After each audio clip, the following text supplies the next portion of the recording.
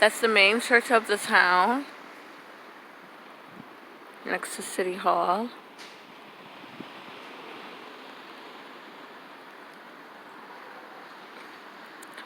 So I am just walking back home from the post office.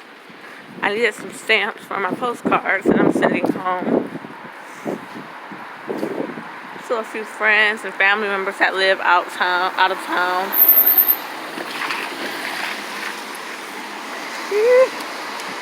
Okay. Whew. Don't want to get ran over. So look at the sidewalk. It's very narrow. So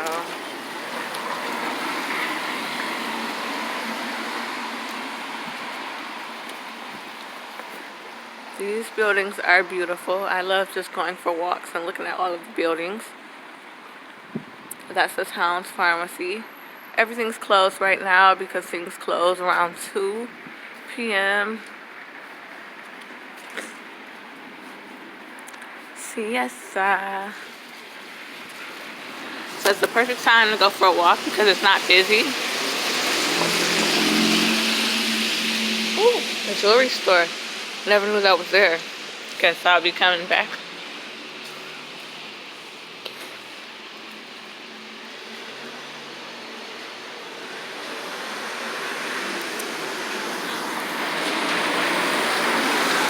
These are houses, people's homes.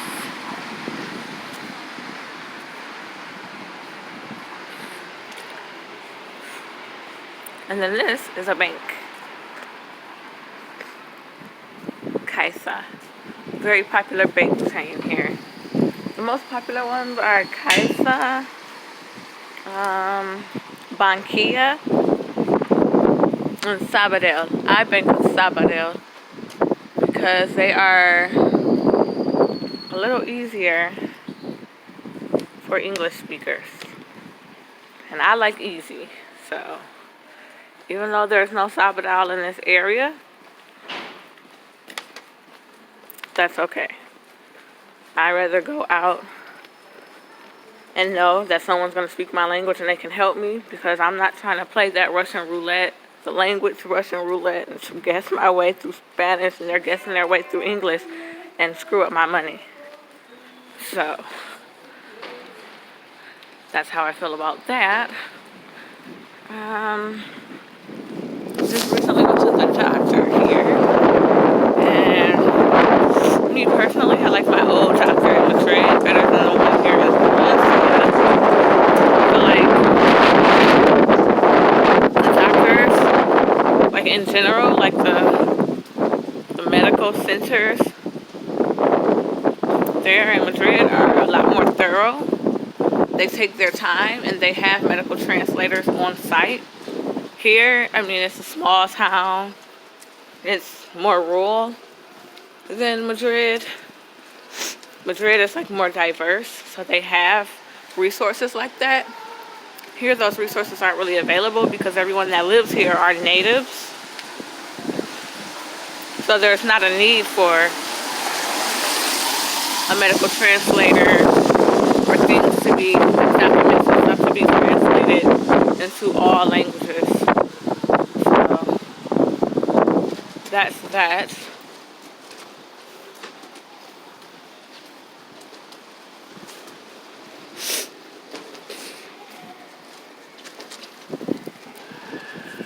And as far as the dentist goes, so we've talked about banks, we've talked about hospitals and doctor's offices.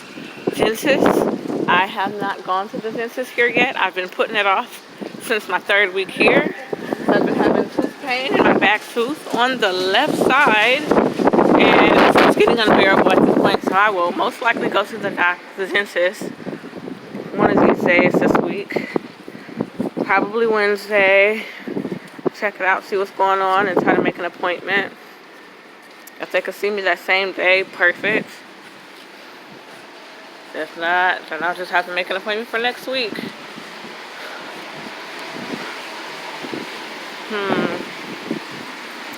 Let me see what else would be an interesting topic. Nail shops. are phenomenal here in Spain. I have not been to one here in Valencia, but I've been to 3 of them in Madrid. One in Atocha, one in Getafe, 2 in Getafe actually, yeah. One in Atocha, 2 in Getafe. One of them was like in the Getafe Central area. The other one was like in the El Berciel area. And the one in El Berciel was by far the best. So if I were visiting Madrid, I would go to Getafe. Any nail shop in Getafe, I guarantee it's going to be great. The Atocha nail shop was good too, but Getafe was better. And like I know back at home, regular polish is what I usually go with, because shellac polish and all the different polishes that are said to last longer usually don't last longer and they're more expensive. But here, their shellac is way cheaper than ours. They say it's more expensive. It is more expensive than regular polish, but it's cheaper than what we would pay for shellac. It's cheaper than regular polish back at home, so I always go with the shellac option for my little toes and my hands, because I just don't do good with polish. It always comes off. This is the shirt that I'm going to try out later on this week. I'll let you guys know how it goes. But any hootie doody, the shellac here in Spain is the truth. And I love it. As far as hair goes, because I've got that question a few times, where do you get your hair done? No, I don't do it myself, because I can do cornrows. I don't like doing cornrows on my own hair, because it's hard for me. That's my grocery store, by the way. But yeah, there are lots of Africans here. And so when I see one, I just introduce myself and let them know that I speak English. They usually have braids in their hair, so I just go ahead and ask them who did their hair. They always tell me that they did it, and so I'm like, great, are you taking clients? And they're always like, yeah, here's my number. I have WhatsApp. I tell them I have WhatsApp too. Most of the Africans that I have met here speak English. I've only run into one that does not. But most of them speak English and French. I don't speak French, so we get by with English. So yeah, that's how I get my hair done. I got my ends clipped at a salon in Móstoles, which was the city I lived in, Móstoles.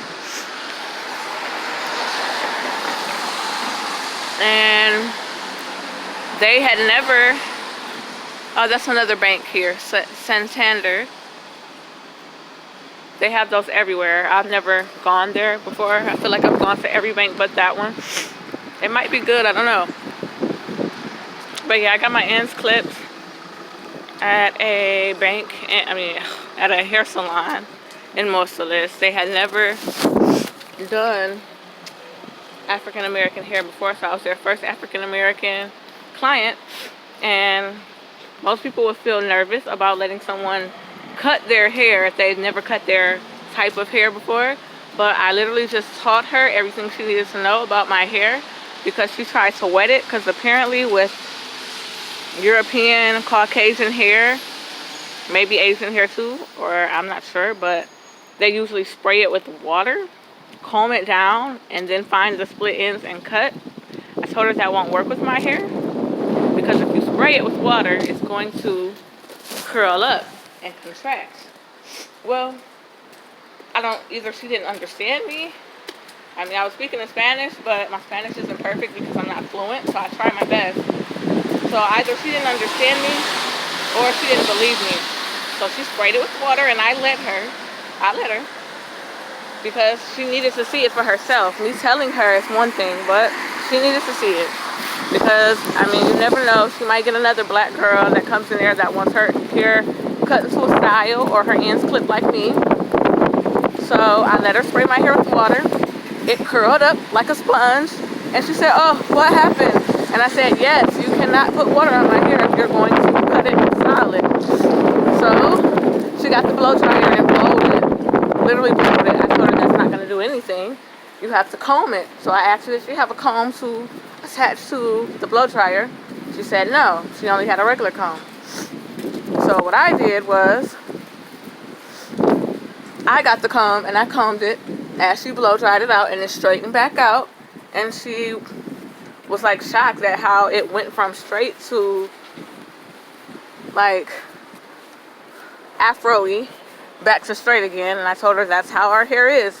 And so I asked her, like, have you ever done African hair before? She said no.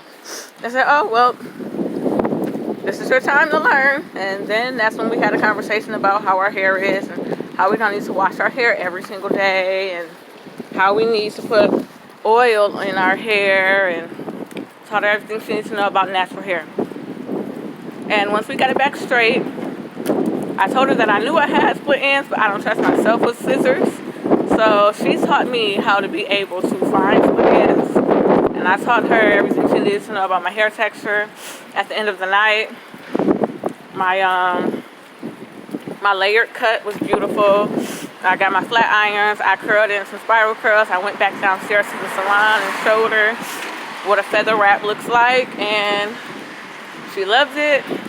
So now, if I need my ends clipped while I'm here in Spain, I'll only go to that salon. I'll only see that lady because I know for a fact that she knows how to properly take care of my hair. And every time I pass the salon, I wave at her, and she's cool people. Her boss is nice too, the lady that owns the salon. And everybody, like, everyone in the shop, the guys, like the barbers, all stood around and like watched her do my hair. And so that was pretty cool too, because they were all learning. So that's what I do for my hair. I go there to get my ends clipped. I was going to the same African lady in Getafe to get my hair braided. But one day she was booked all up and I needed to have my hair braided.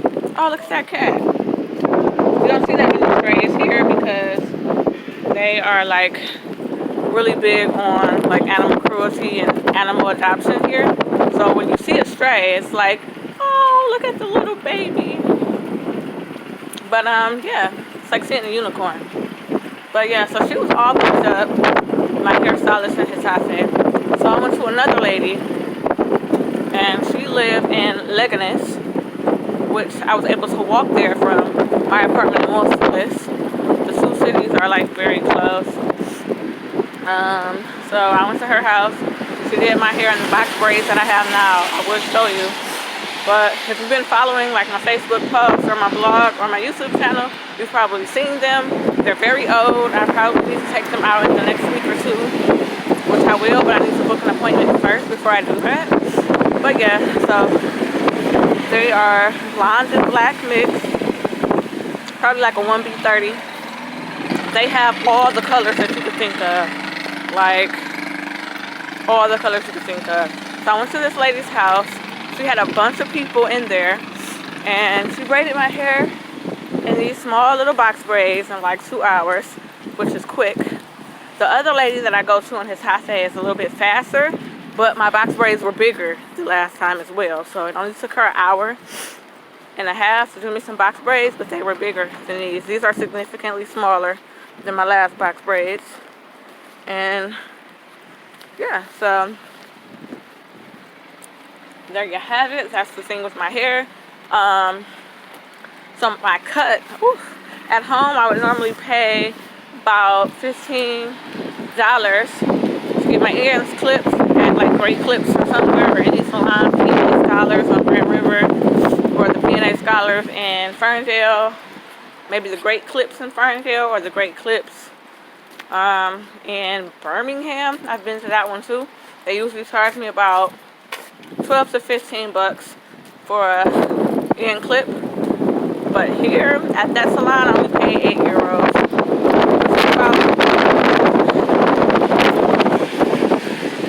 I think it was like, well, it was really €6, but I gave her €8 because she was nice, and I had some extra like euro coins in my pocket.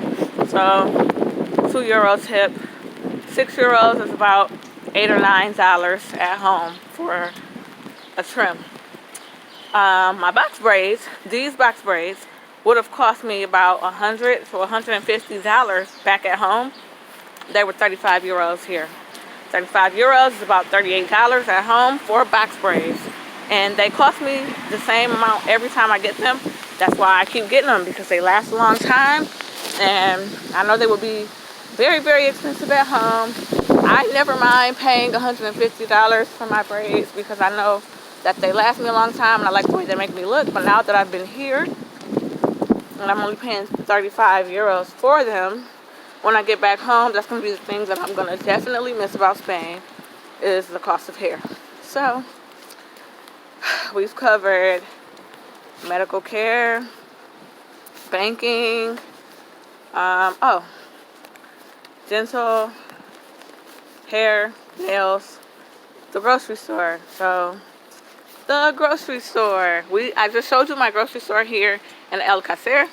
But when I was living in Madrid, I would grocery shop in Getafe because the grocery store was right across the street from my house. And I'm going to show you guys the scenery while I talk about grocery stores. I was grocery shopping at, what is the name of that grocery store? Mercadona, I believe. Something like that. There were two grocery stores that I like to shop at. I can't think of the other one. But I love those grocery stores. I knew where everything was. Very, very cheap.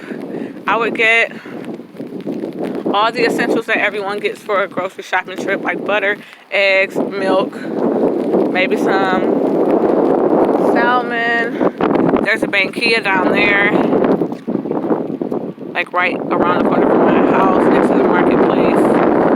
The market, I know I'm getting off topic, but the market is related to groceries a little bit because they have different tents and tables and stuff set up. Lots of fruit, vegetables, fish, clothes, anywhere from boots, gym shoes, panties, bras, pajamas, suits, coats. I actually got this coat that I'm wearing from that market down the street at a tent. I think it was 28 euro.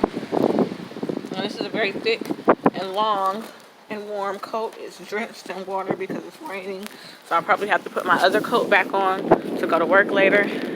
But yeah, my groceries are never more than 20 euro. Until yesterday when I went grocery shopping, it was 30 because I got a little more stuff. So I don't have to go back out because I knew it was going to be raining this week. And I don't want to walk with a big old bag of groceries in the rain. So that's that on the groceries. And look at the tiling on this beautiful home. And this is my home. So we've made it home. Oh, my tissue fell out of my pocket. And now we're home. This would be a great opportunity to do a nice little tour. Hang the umbrella on the doorknob. I can't feel my hands. So, this is the house. The climbing wall is for the children when they come for the English lessons, as well as the trampoline. And utility closet. Bathroom. It's my workout clothes, excuse that. But yeah, this is the bathroom. Oh. And this is the other stuff that the children play in. We play hide and seek in the tent.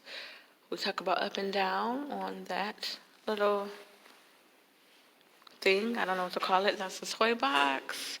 We have more bikes, a chalkboard, toys, small manipulatives for fine motor. The rock climbing wall and trampoline is, of course, gross motor.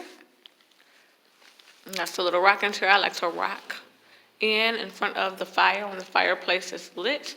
This is my kitchen. Oh. And this is where I watch Bob Esponja, SpongeBob in Spanish. SpongeBob really does help me with my Spanish because I put the Spanish subtitles on while the show is in Spanish. And if I just listen to a show in Spanish, I'll pick up on some things, but I won't be able to like really follow it and know exactly what's going on scene by scene. But if I can see the words, then I can definitely follow the show and I know what's going on, and I'm pretty much okay. And if there are words that I don't know, which happens every once in a while, then I will just gladly grab my phone and look it up in Google Translate, figure it out, and bam, I have a whole phrase book in my phone for new words and phrases that I learn every day. Because my goal is to get fluent here. And let's talk about my schedule. That'll be the last thing that I cover in this video. My schedule is, let's go to the refrigerator and look at the schedule. So this is my work schedule. These are my magnets that I got in different places that I've been. Portugal, Belgium, Portugal, Sweden, Madrid, Toledo, Madrid, when I went to Cirque du Soleil for Christmas. This is my work schedule. As you can see, it's very light. So, with that being said, I have time to go to the library or go for walks on Mondays like I'm doing today. I just went for a walk. I'm going to cook myself a nice little brunch because I haven't had breakfast yet. Tuesday nights, I have choir and or band because choir is Tuesday and Thursday nights. Band is Tuesday and Friday nights. So I'm going to alternate on Tuesdays. But since the band music is a little more challenging than the choir music, I'll most likely go to band most times on Tuesdays because I need a challenge on my instrument. I'm primarily a trumpet player, so priorities first is band. But yes, so I'm in the Wind Symphony Tuesday and Fridays. I'm in choir Tuesday and Thursdays. Wednesday nights I'm free. I usually just read a children's book series that I get from the library. It's called Teo. I think it's a 14-book series. I'm on book 7 right now. And Friday, since I'm free